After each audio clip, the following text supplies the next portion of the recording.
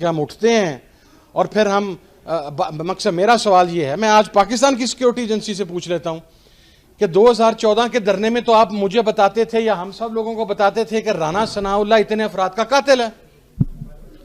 आप हमें ये एविडेंसेस देते थे कि ये शहबाज शरीफ के ऑर्डर्स के ऊपर ये कत्लेआम हुआ मॉडल टाउन के अंदर।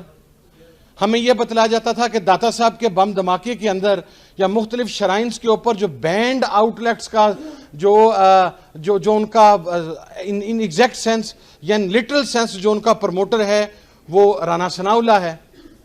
तो आज क्या सूरत हाल बनी कि जिन लोगों को आप हमें यह भी बताते थे कि बलूचिस्तान के कौन से लोग कोयटा में होने वाले बम धमाके के अंदर अफगानिस्तान की इंटेलिजेंस एजेंसी के साथ मिले हुए हैं, आप हमें डॉक्यूमेंट्स देते थे, आप हमारे सामने डॉक्यूमेंट्री एविडेंसेस रखते थे कि ये मियां नवाज शरीफ साहब का वो फार्म है, मेरे पास अभी भी मौजूद है रियल शेप में। और कमाल देखिए कि मेरे वालिद जब मुस्लिम लीग के साथ थे और हम मुशर्रफ साहब के खिलाफ थे, तो जब वो सऊदी अरब में मियां साहब को मिलने के लिए गए तो हरम शरीफ में बैठे हुए अब्बा ने ये पूछा कि मियां साहब पाकिस्तान में बात हो रही है कि आपका कोई एग्रीमेंट साइन हो गया है। तो वो कहने लगे कि साहब मैं गवाह हूं इस चीज का और मैं कुरान के ऊपर इस चीज की कसम दे सकता हूं कि वो कहने लगे साहब झूठ बोला जा रहा है, मैं हरम शरीफ के अंदर बैठा हूं, ये मेरे सामने खाना काबा है, मेरा कोई एग्रीमेंट साइन नहीं हुआ।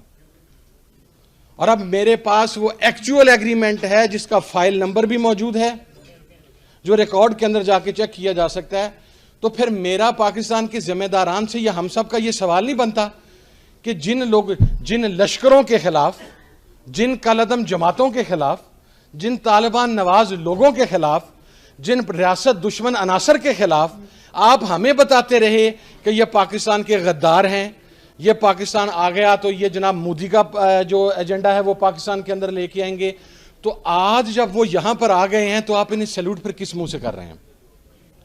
फिर इसका मकसद ये है कि पाकिस्तान के अंदर गैर मुल्की ताकतों का एजेंट बनकर या साम्राज्य का एजेंट बनकर आप अपनी इज्जत भी करवा सकते हैं, आप ऐवाने इक़्तिदार में भी पहुंच सकते हैं।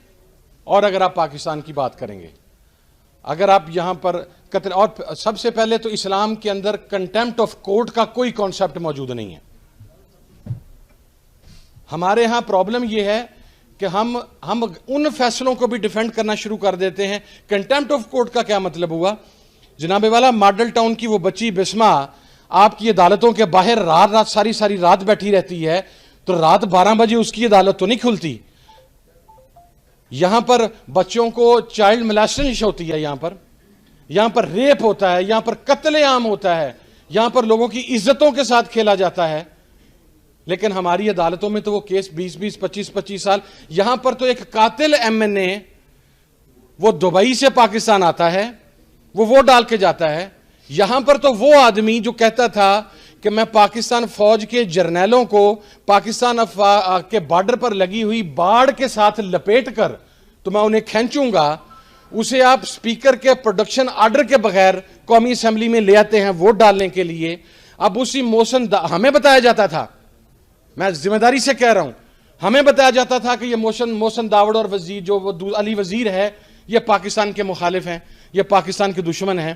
तो जब आज उन्हें वजारतें दी जा रही हैं तो पाकिस्तान की सिक्योरिटी इदारों का काम पाकिस्तान की सॉवरेनिटी को प्रोटेक्ट करना है। अगर आप पार्ट नहीं हैं तो फिर आप ऐसे लोगों के पास कैसे ये चीजें जाने दे सकते हैं जिनको कल तक आप ही हमें बताते रहे कि ये गद्दार हैं, ये पाकिस्तान के मुखालिफ हैं, और ये अदालतें ही हमें बताती रही। तो मैं विद ऑल ड्यू रिस्पेक्ट, फैसलों की इज्जत है और फैसलों की मुखालफत है। कंटेम्प्ट अगर इस्लाम के अंदर को कॉन्सेप्ट है तो कंटेम्प्ट ऑफ ह्यूमैनिटी सबसे इंपॉर्टेंट है, कंटेम्प्ट ऑफ कोर्ट कोई इंपॉर्टेंस नहीं रखता यहां पर।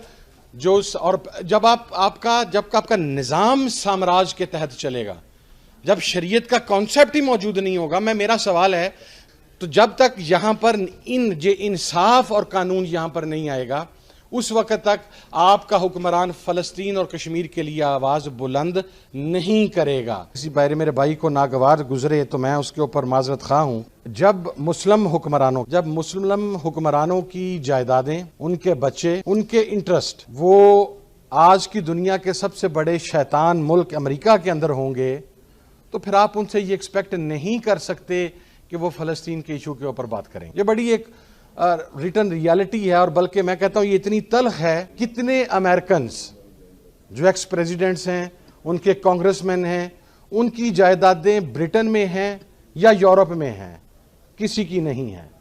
हर अमेरिकन जो स्टेक होल्डर है, जो उस मेन ओहदे के ऊपर आता है, वो मरने तक अमेरिका के अंदर ही रहता है। आपके हर हुक्मरान की जायदाद भी अपने रिस्पेक्टिव कंट्री से बाहर है, उसकी औलाद भी रिस्पेक्टिव कंट्री से बाहर है, उसका इंटरेस्ट भी रिस्पेक्टिव कंट्री से बाहर है। जनरल रहील शरीफ साहब सऊदी अरब तशरीफ ले गए, उनके लिए ये एजाज क्या कम था कि वो वफाद पाकिस्तान के सरबराह थे।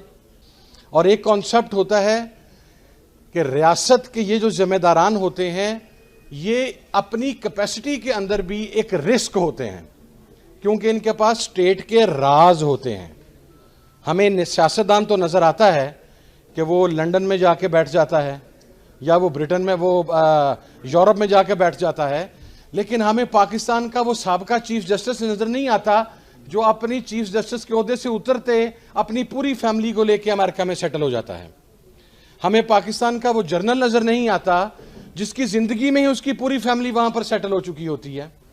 हमारी टॉप सीक्रेट, जिसे हम प्रीमियर सिक्योरिटी एजेंसी कहते हैं, अगर उसके सरबराहान यूएई के या किसी और मुल्क के पेरोल के ऊपर बैठे होंगे, तो फिर क्या आप ये उम्मीद नहीं कर सकते कि हमारी रियासत के राज दूसरों के हाथ में जा सकते हैं?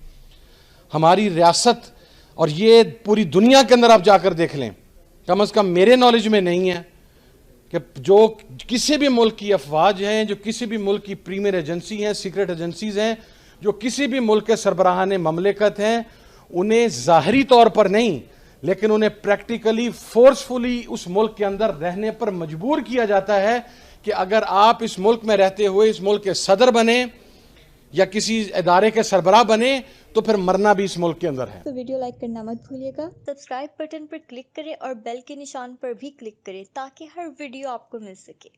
अपना ख्याल रखिएगा। अल्लाह हाफ़िज़।